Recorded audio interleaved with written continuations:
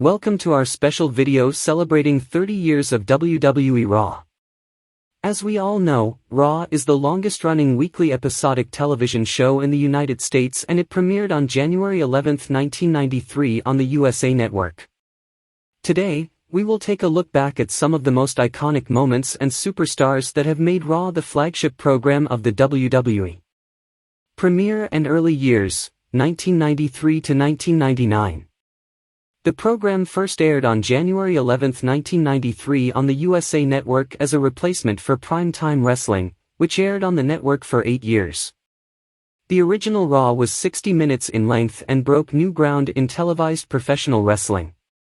Traditionally, wrestling shows were pre-taped on sound stages with small audiences or at large arena shows. The Raw formula was considerably different from the pre-taped weekend shows that aired at the time, such as Superstars and Wrestling Challenge. Instead of matches taped weeks in advance with studio voiceovers and taped discussion, Raw was a show shot and aired to a live audience, with angles and matches playing out as they happened. Vince McMahon, Randy Savage and Rob Bartlett were the original hosts of the show, as well as serving as traditional commentators. Bartlett, a comedian who previously had nothing to do with the wrestling industry, would be replaced by Bobby Heenan in April 1993. Heenan left the WWF in December 1993 to join WCW, and left McMahon and Savage to host the show alone, before Savage too would leave the WWF for WCW in October 1994, leaving McMahon with several different co-hosts each week, including Shawn Michaels and Jim Cornette. Jerry Lawler would become McMahon's permanent co-host on April 10, 1995, in a role he kept until December 29, 2014, when it was announced Booker T would be replacing Lawler on commentary for Raw following Lawler's hospitalization for diverticulitis.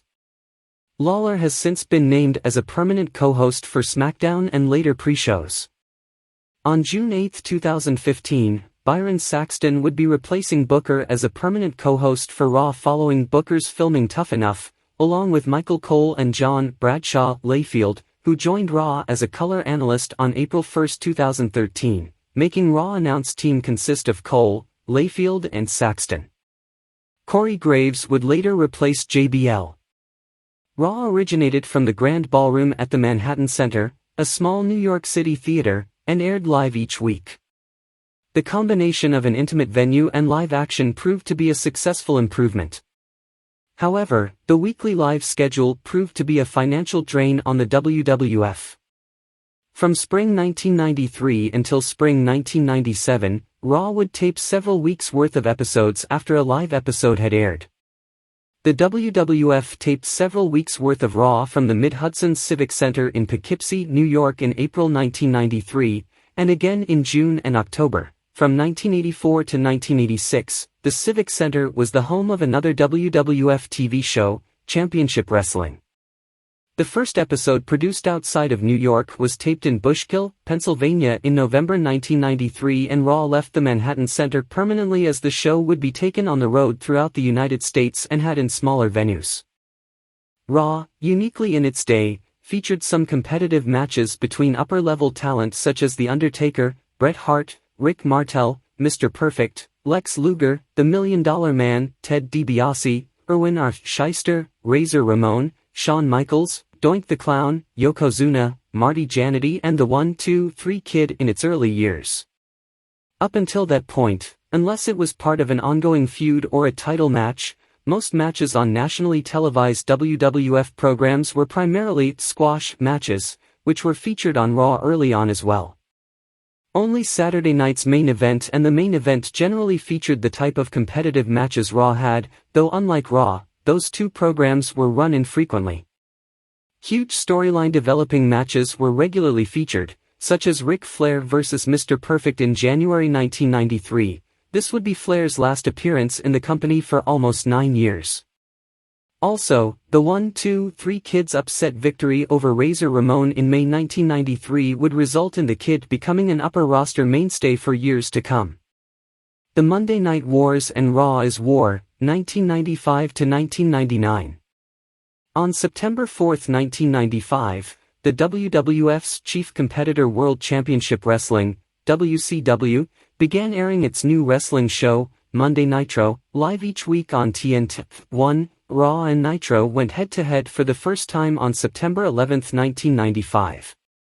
Nitro was transmitted live on television, and due to Raw still being pre-recorded on certain weeks, Nitro play-by-play voice 𝗙𝗥, who also was WCW's vice president at the time, would frequently give away the results of WWF's pre-taped Raw shows on the live WCW show. Some fans also looked at Raw taping results on the steadily growing internet. This caused the ratings of the taped Raw episodes to decrease. At the start of the ratings war in 1995 through to mid-1996, Raw and Nitro exchanged victories over each other in a closely contested rivalry. Beginning in mid-1996, however, thanks primarily to the NWO angle, Nitro started a ratings win streak that lasted for 84 consecutive weeks, ending on April 13, 1998. Nitro also moved to 2 hours from May 27, 1996, while Raw stayed at 1 hour up to the January 27, 1997 episode. Controversy erupted on the November 4, 1996 episode of Raw when Brian Pillman, engaged in a feud with Stone Cold Steve Austin, pulled a gun on Austin during a home invasion segment. Pillman was also heard shouting the word "fucking" during the segment, which, due to the live nature of that week's Raw, went uncensored. Executives at USA Network were not pleased with the episode, and forced the WWF and Pillman to apologize for the incident. Pillman was sent to a mental hospital a few days after the incident. The November 4, 1996 episode is also the first appearance of The Rock, as Rocky Maivia.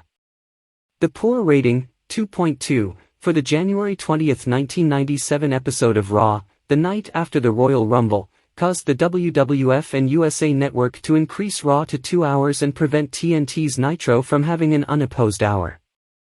The WWF also decided to run Raw as a live show more often to combat Nitro, with the normal schedule being one live Raw followed by a taped episode. On February 3, 1997, Raw went to a 2-hour format, to compete with the extra hour on Nitro, as an edgier, more hostile attitude was starting to come in full stream in the WWF. In an attempt to break the momentum of what had turned into ratings domination by Nitro, Extreme Championship Wrestling, ECW, was brought in as Jerry Lawler challenged ECW on February 17, 1997. In an episode where Raw returned to the Manhattan Center, the challenge was answered with Taz, Mikey Whipwreck, Sabu, Tommy Dreamer, Devon Dudley, and the Sandman and ECW representative Paul Heyman appearing and performing ECW-style matches for the WWF audience.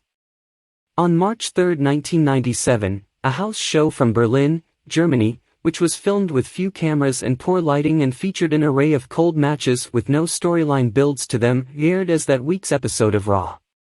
The show, notable for featuring the initial awarding of the WWF European Championship to the British Bulldog, was very poorly received by fans, earning only a 1.9 rating, one of the lowest the show has ever recorded, and WWF executives, alike. The following week, Raw was completely revamped with a new set, new theme music, originally, The Beautiful People, by Marilyn Manson, later a WWF created song, and was renamed Raw is War. The March 17, 1997 episode featured a heated Bret Hart/Vince McMahon altercation where Hart shoved McMahon to the mat and engaged in a profanity-laden tirade, much of which went uncensored. Throughout 1997, further controversial elements emerged with Raw is War and WWF programming. Notable angles included Bret Hart and his Hart Foundation declaring war on the United States lifestyle, Paul Bearer delivering an intense promo on June 30 claiming that The Undertaker's brother Kane was still alive after surviving a house fire 20 years prior and claiming that The Undertaker had started it, gang warfare between the Nation of Domination, the Disciples of Apocalypse and Los Barriquas erupting in the summer, Stone Cold Steve Austin's building feud with WWF executives, and primarily Vince McMahon, who was now known as the legit owner of the WWF, and the emergence of D-Generation X, DX, as an anti-establishment group.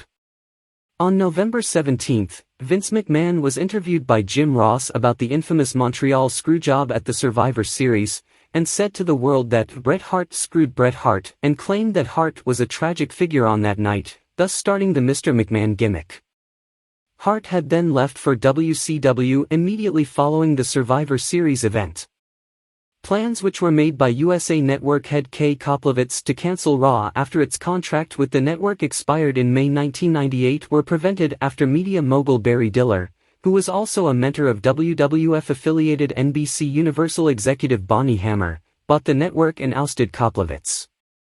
After WrestleMania 14 in March 1998, which featured Mike Tyson as a ring enforcer, and Shawn Michaels' final matchup until 2002, the WWF regained the lead in the Monday Night Wars with its new WWF Attitude brand, led in particular by rising stars Stone Cold Steve Austin, The Rock, Triple H, Mankind, and an established star The Undertaker. The classic feud between the villainous WWF chairman Mr. McMahon and fan favorite Stone Cold Steve Austin caught the interest of fans. The April 13, 1998 episode of Raw is War, which was headlined by a match between Austin and McMahon, marked the first time that WCW had lost the head-to-head Monday Night ratings battle in the 84 weeks since June 1996. On Raw is War, fans were immersed in the feud between Mr. McMahon and Stone Cold Steve Austin, while superstars like Triple H, Mankind, and The Rock were gradually elevated to main event status in the WWF. Other superstars such as Kane, Val Venis, the New Age Outlaws and Edge were coming through the ranks and exposing the WWF as territory where new talent could ascend, as opposed to WCW. Matters were so heated between the two programs that, when both shows were in the Hampton Roads area on the same night, Raw is War in Hampton, Virginia, Nitro in Norfolk, Virginia, DX was sent to film a War segment at the Norfolk Scope where they berated WCW and interviewed fans on camera who stated that they received their Nitro tickets for free, presumably in an attempt by WCW to pack the arena to capacity due to low ticket sales. On January 4, 1999, Mick Foley, who had wrestled for WCW during the early 1990s as Cactus Jack, won the WWF Championship as Mankind on Raw is War. On orders from Bischoff, Nitro announcer Tony Schiavone gave away this previously taped result on a live Nitro and then sarcastically added, "That's gonna put some butts in the seats," consequently resulting in over 600,000 viewers switching channels to Raw is War to see the underdog capture the WWF Championship. This was also the night that Nitro aired a WCW World Heavyweight Championship match in which Kevin Nash lay down for Hollywood Hogan after Hogan poked him in the chest. Tragedy befell the WWF at the Over the Edge pay-per-view on May 23, 1999 when Owen Hart died after an in-ring stunt gone wrong. The following night on Raw, which was named Raw is Owen, the entire episode was dedicated to the memory of Hart with various WWF personalities delivering out-of-character comments on the accident. While the episode was the second highest-rated episode of Raw up to that point, it was regarded by several critics, including Hart's brother, Bret, as being in bad taste. By the summer of 1999, every Raw was generally live, which remains the format today. A few exceptions still exist, most notably during the Christmas and holiday season when WWE will tape 2 weeks' worth of shows so their superstars can be home for the holiday season. Raw will also often air on tape delay whenever the company is touring overseas, such as its biannual airing of Raw from the United Kingdom, which is shown live in that country.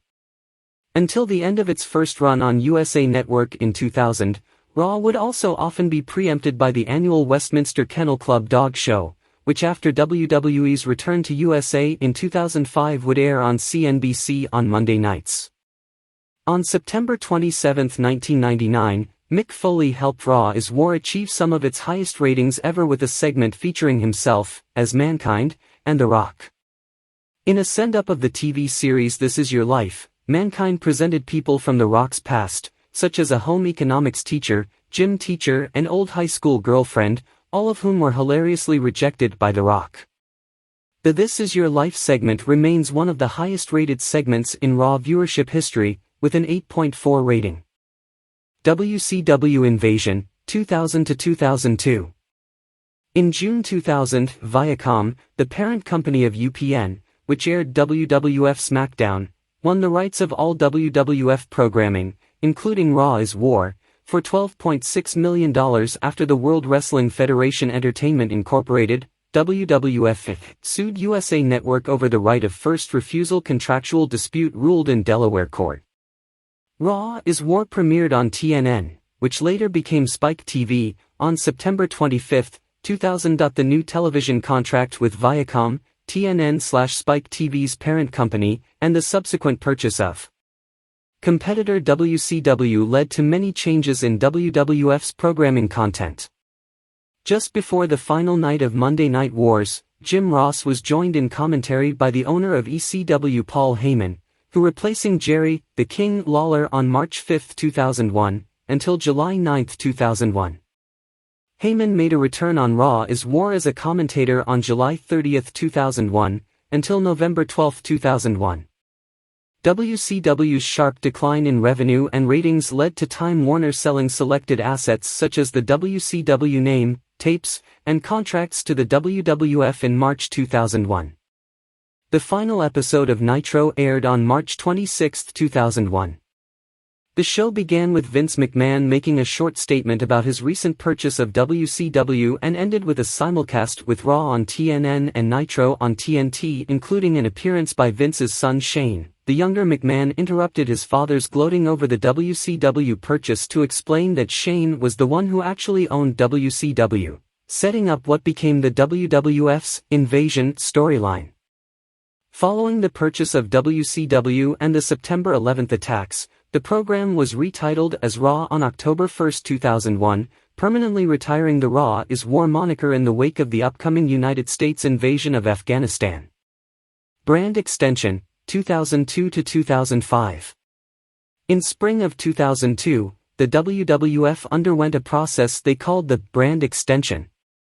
The WWF divided itself into two de facto wrestling promotions with separate rosters, storylines, and authority figures.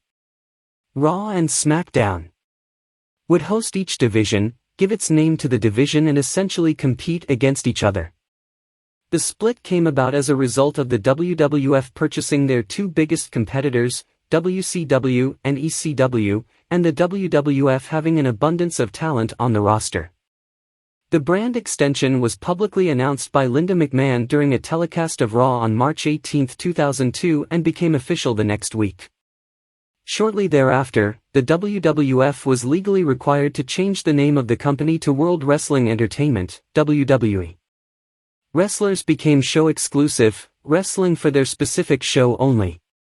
Return to USA Network, 2005 present. On March 10, 2005, Viacom and WWE decided not to go on with the agreement with Spike TV, effectively ending Raw and other WWE programs' tenure on the network when their deal expired in September 2005.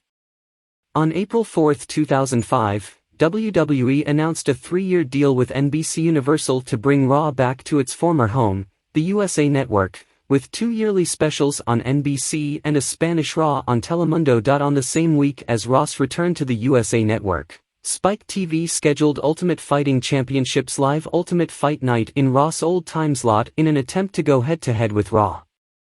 On June 26, 2005, Jonathan Coachman revealed that he would be the new color commentator for Raw, a position he held until April 24, 2006, when he left to become the Raw general manager on June 11, 2007.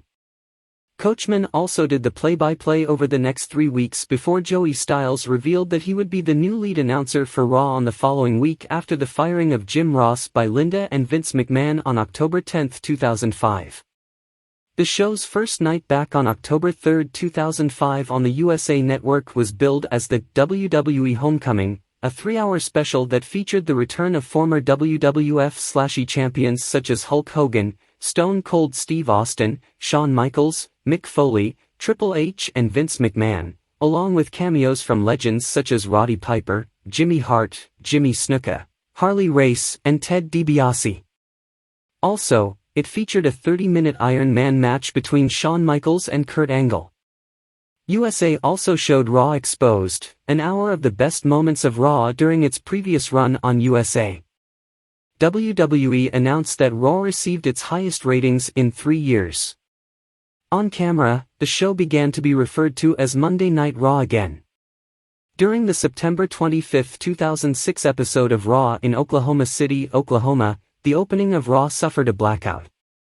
Spotlights were the only lights running in the house, thus the opening match, between Lita and Candice Michelle, was contested in the dark. Power in the presentation was later restored. Another similar moment happened back on May 26, 1996 in Florence, South Carolina for WWF In Your House 8, Beware of Dog, when a major thunderstorm hit the Florence Civic Center causing major chaos for the pay-per-view. That Tuesday, Beware of Dog returned to North Charleston, South Carolina to finish out 3 matches that were not shown because of the lost power feed. That October 9, 2006 episode of Raw held a 3-hour season premiere called the Raw Family Reunion, where the Raw brand debuted a new logo and theme song, Papa Roach's, To Be Loved. The episode also featured talent from the SmackDown and ECW brands. Later that month, on October 23, Raw aired its 700th episode. On June 25, 2007, Raw was scheduled in Corpus Christi, Texas to be a 3-hour special memorial show for the storyline death of the Mr. McMahon character.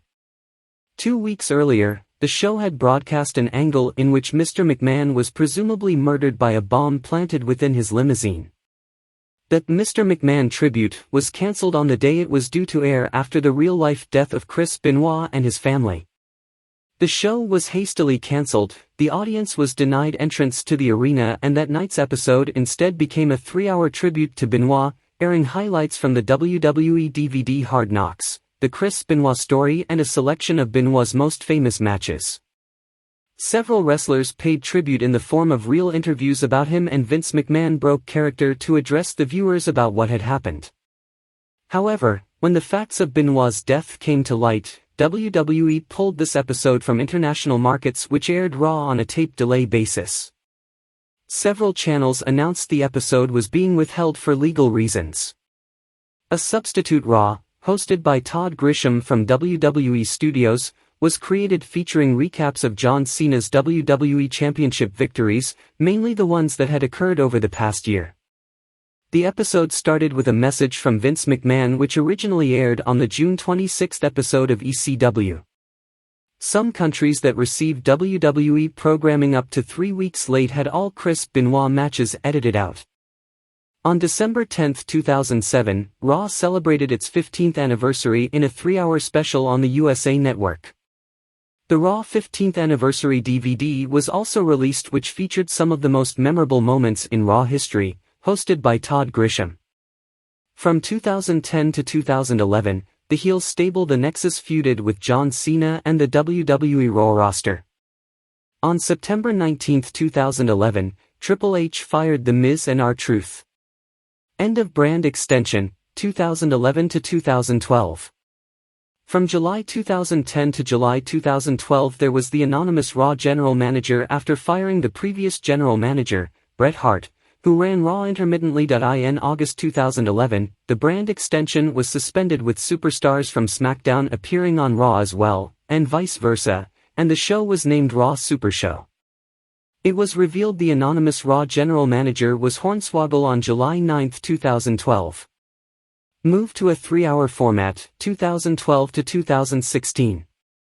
On July 23, 2012, Raw aired its 1000th episode, which also began its permanent 3-hour format and saw the removal of the Super Show part from the show's name, with exclusive live chat by Charlie Sheen via Skype.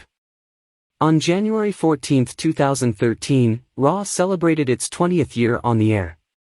On April 1, 2013, John Bradshaw Layfield joined the broadcast team alongside Michael Cole and Jerry the King Lawler. Layfield sitting in as a commentator as September 16, 2012 at Night of Champions, replacing Lawler, who was recovering from a heart attack he suffered during Raw in Montreal, Canada the previous Monday. Layfield also appeared on Raw as a commentator for one night on December 9 and 23, 2013, and January 6, 2014, while Lawler was absent and sick during the day. He also sat in on September 17, 2012, and October 8, 2012, and October 28, 2012 at Hell in a Cell pay-per-view alongside Cole and Jim Ross, following Lawler's recovering from a heart attack once again. He made a return as a commentator on Raw's 20th anniversary special episode on January 14, 2013, alongside Ross and Lawler, following Ross sat in for Cole, who allowed him to call the main event between John Cena and Dolph Ziggler inside Steel Cage. In the same time, the Raw episode filmed in New Jersey directly following WrestleMania 29 was noted as having various memorable moments involving chants from the event's vocal crowd. One of the most recognized is Fandango's theme song. The post-WrestleMania Raw has typically featured highly vocal crowds throughout history, regardless of location.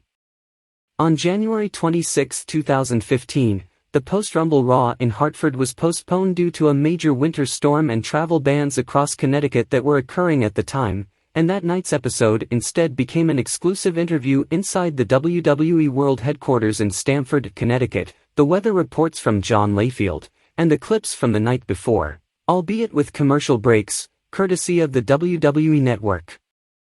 Michael Cole, Byron Saxton and Renee Young interviews several wrestlers, including Daniel Bryan, Seth Rollins, Brock Lesnar, Paul Heyman, and Roman Reigns to talk about last night's Royal Rumble in Philadelphia. Jerry Lawler was going to join the broadcast team in 2012 on SmackDown until he had a heart attack. Lawler became ill with diverticulitis on January 1, 2015, leading to the WWE pay-per-view event's kickoff analyst Booker T taking his announcing duties. When Lawler recovered from diverticulitis, WWE moved him to the SmackDown broadcasting team after the broadcast on January 9, 2015, with his first air date as January 15, 2015. Booker T also joined the broadcast team on Raw as the alternate color commentator on September 26, 2011, until October 3, 2011, and October 2, 2011 at Hell in a Cell pay-per-view, along with Michael Cole and Jim Ross, April 25, 2011 Raw episode alongside Josh Matthews, Cole and Lawler. And he also joined with Cole and Lawler to provide commentary on June 20, 2011, November 21, 2011, and March 26, 2012. On June 1, 2015, Booker T left Raw as a commentator to film Tough Enough, leaving the color commentator position vacant. However, NXT color commentator and WWE pay-per-view events kickoff analyst Byron Saxton replaced him afterwards on June 8, 2015. Saxton appeared as guest announcer on Raw for 2 weeks after WrestleMania 31, alongside Jerry Lawler because Cole, Layfield, and Booker T were assaulted by Brock Lesnar in the opening segment. Cole, Lawler, and Layfield would continue to provide commentary during WWE pay-per-view events until December 13, 2015, TLC, before Saxton took over for Lawler at the announce table on the next pay-per-view events, Royal Rumble, Fastlane and others, in 2016. For the 52 episodes of Raw in 2014, it was noted that only 18 episodes, 34.6%, featured the show ending with a main event match with a decisive finish. At one point around WrestleMania, there were 10 occasions over 11 weeks where Raw ended with either a talking segment or a main event that ended in a disqualification or non-finish. Raw was awarded the 2014 Wrestling Observer Newsletter Award for Worst Television Show, while its commentators John Layfield, Jerry Lawler and Michael Cole came in the top 3 in that order for the Worst Television Announcer Award. John Metzger and Wade Keller of Pro Wrestling Torch said respectively in 2015 that the Raw commentators don't pay attention to the product. They are too busy making jokes and talking about other segments on the show and bickering with each other to actually pay attention and call what is happening in a match, and it's not the announcers, though, it's the direction they're given. That falls on Vince McMahon. After the February 23, 2015 episode of Raw saw the Divas division being showcased by a tag team match which lasted around half a minute, a Twitter hashtag called #GiveDivasAChance trended worldwide for around 1.5 days, with Diva AJ Lee and both Stephanie and Vince McMahon commenting on the hashtag and the status of the Divas division. Charlotte along with Sasha Banks and Becky Lynch made their official debut on the July 13, 2015, episode of Raw after Stephanie McMahon called for a revolution in the Divas division. While Charlotte and Lynch allied with Paige, who was feuding with Team Bella, the Bella Twins and Alicia Fox, Banks allied with Tamina and Naomi, leading to a brawl between the three teams. In her pay-per-view debut, on July 19 at Battleground, Charlotte defeated Sasha Banks and Brie Bella in a triple threat match, with all members of the respective teams at ringside. The following night on Raw, Charlotte defeated Brie in a singles match. On July 19, 2015, The Undertaker returned at Battleground by interfering during the main event match between Brock Lesnar and Seth Rollins. On the July 20, 2015 episode of Raw, Undertaker explained his actions at Battleground. Later on in the night, Paul Heyman was talking about Battleground and about what happened at WrestleMania XXX, where Lesnar defeated Undertaker to end The Undertaker's undefeated streak at WrestleMania. The Undertaker came out and started a brawl with Lesnar, which saw the WWE roster separating them both. On the 24th season premiere, a historic match was made by Triple H as the main event would be Sting vs. Big Show. Seth Rollins and John Cena got involved in the match, which Sting won via disqualification. Sting teamed up with Cena against Seth Rollins and Big Show and won by submitting Rollins. Immediately after losing to Brock Lesnar at Hell in a Cell in October 2015, The Undertaker was given a standing ovation from the crowd. He decided to pay back their respects by doing his signature pose, but as he did so the Wyatt family appeared and attacked him before carrying his unconscious body backstage. The following night on Raw, Bray Wyatt explained that he wanted to claim The Undertaker's soul and obtain its powers. Kane then appeared and attempted to attack the Wyatts, but he would be ambushed and attacked by the other Wyatt family members before being carried backstage.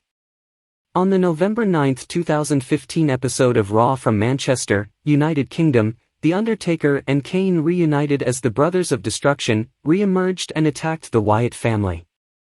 On the November 12, 2015 episode of SmackDown from Manchester, United Kingdom, Wyatt challenged The Undertaker and Kane to a tag team match against two members of the Wyatt family of his choosing at Survivor Series, which they accepted later that night. Shane McMahon returned to WWE for the first time in almost 7 years on the February 22, 2016 episode of Raw by interrupting his sister, Stephanie McMahon, receiving the Vincent J. McMahon Legacy of Excellence award from their father, Vince McMahon, to announce that he wanted control of Raw 55 since under Stephanie McMahon the company has had problems. By making a deal with his father, Shane would wrestle The Undertaker at WrestleMania 32 in a Hell in a Cell match. If Shane McMahon won, he would gain control of Raw. Also, if Shane won, WrestleMania 32 would be The Undertaker's last WrestleMania. However, if Shane lost, Vince would get all of the items out of Shane's lockbox.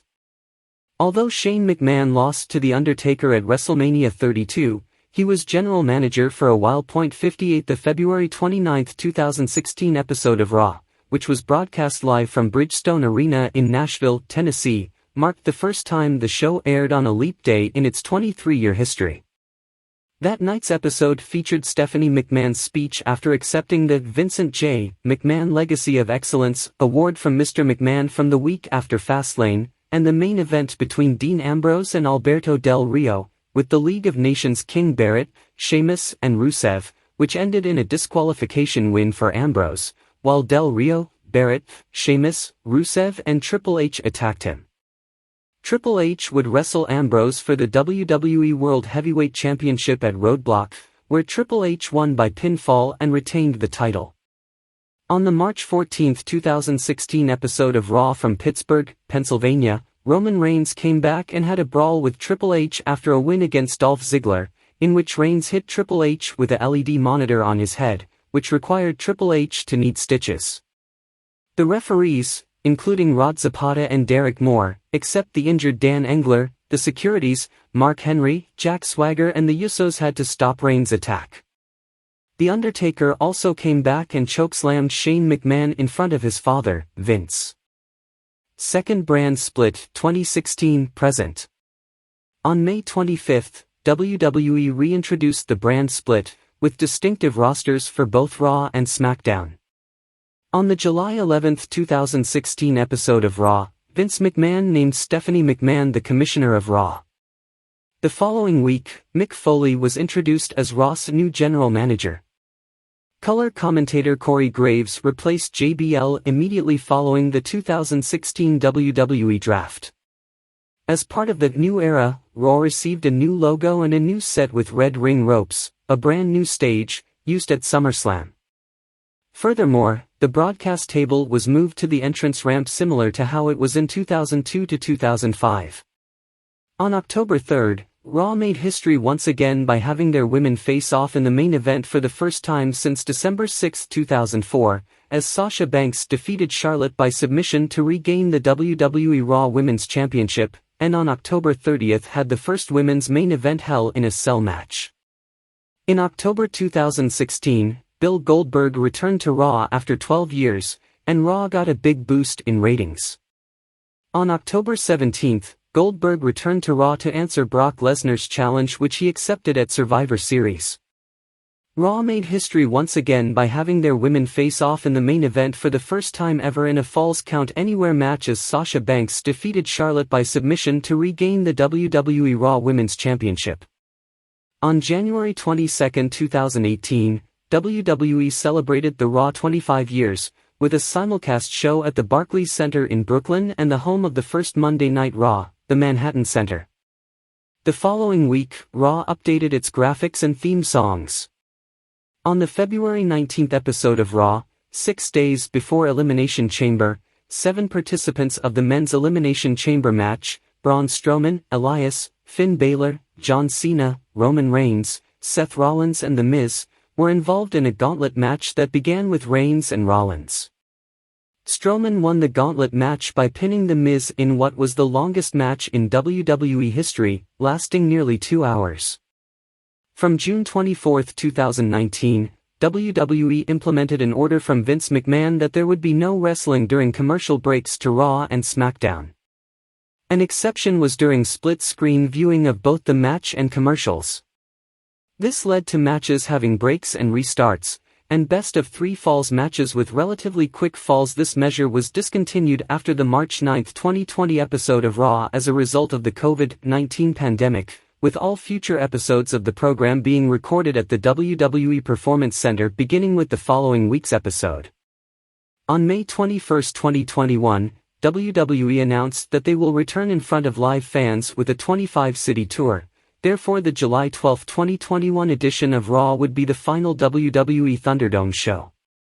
Vince McMahon retirement and return, 2022 present.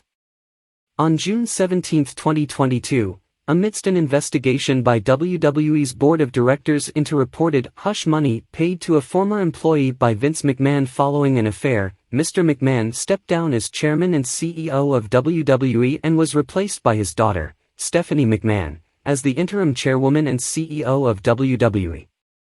Despite the change, Vince McMahon came out on WWE SmackDown that night, opening the show with a brief speech, the highlights of which, Then, Now, Forever and most importantly Together, was quoted by various news media as Vince letting people know that he is still in creative control from behind the scenes.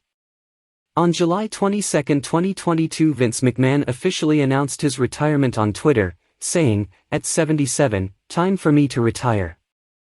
Thank you, WWE Universe. Then. Now. Forever. Together."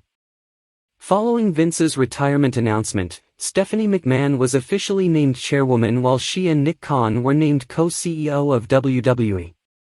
Triple H would take over as head of creative, while resuming his position as executive vice president of talent relations. Commentators have highlighted the significance of Vince McMahon's retirement, saying that it marks the start of a new period in WWE's history. The 2022 SummerSlam event held on July 30, 2022 was the first WWE pay-per-view event to be held under the leadership of Stephanie McMahon and Triple H. On August 18, 2022, WWE Hall of Famer Shawn Michaels was promoted to WWE Vice President of Talent Development Creative.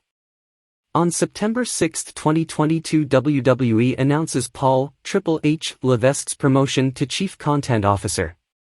In October 2022 at Extreme Rules, Bray Wyatt made his return to WWE after the main event match in which Matt Riddle defeated Seth Rollins in a fight pit match. In January 6, 2023, Vince McMahon announced intentions to return to the company ahead of media rights negotiations. WWE's media rights with Fox and USA Network are set to expire in 2024.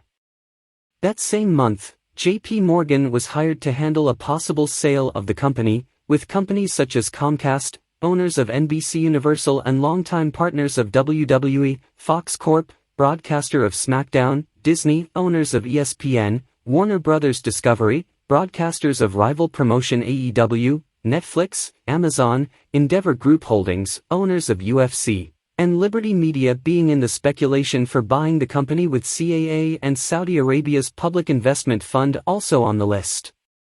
On January 10, 2023, Stephanie McMahon resigned as chairwoman and co-CEO.